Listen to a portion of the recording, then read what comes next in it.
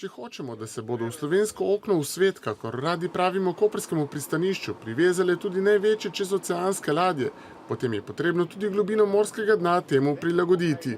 Na vplovnem kanalu poglobitvena dela upravlja posebni vodni bager Martin Krpan.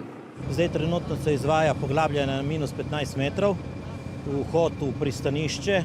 To je druga faza, zaključili smo fazo minus 13 in minus 14 in zdaj gremo počasi na minus 15, da lahko večje barke z večjim ogrezom in z večjimi kontejnerskimi enotami grejo v pristanišče. Ker poglabljanje poteka med ladijskim prometom, se mora bager iz plovnih poti neprestano umikati. Recimo zdaj v roku 2 ur so bile 3 ladje. To je zastoj takoj 2 uri. Včeraj recimo ni bilo nobene, odvisno od prometa. Ko se mi umikamo, moramo te zajle položiti na dno, da barka, ko gre noter, da ne bi slučajno s propellerjem ujela te zajle in da se ne bi škoda naredila.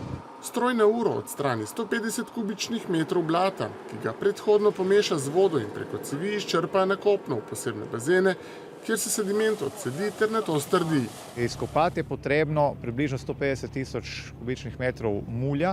Začetek del je bil v aprilu, se pravi sredi aprila 2014, to je letos, in računamo, da bo v 10 mesecih, to je pogodbeni rok, da bodo dela zaključena. Celotna vrednost del skupaj z izgradnjo kaset, kjer se odlaga mulj, presega 4 milijone evrov. Cel projekt je sofinanciran z evropskimi sredstvi, se pravi kohezijski sklad v višini 85%, preostali del gre iz proračuna Republike Slovenije. Čeprav bodo s poglabljanjem zaključili v prvih mesecih prihodnjega leta, pa to ne bo ovira, da se čez 5 dni v koprski luki ne bo privezala nova največja, kar 334 metrov dolga kontejnerska ladja.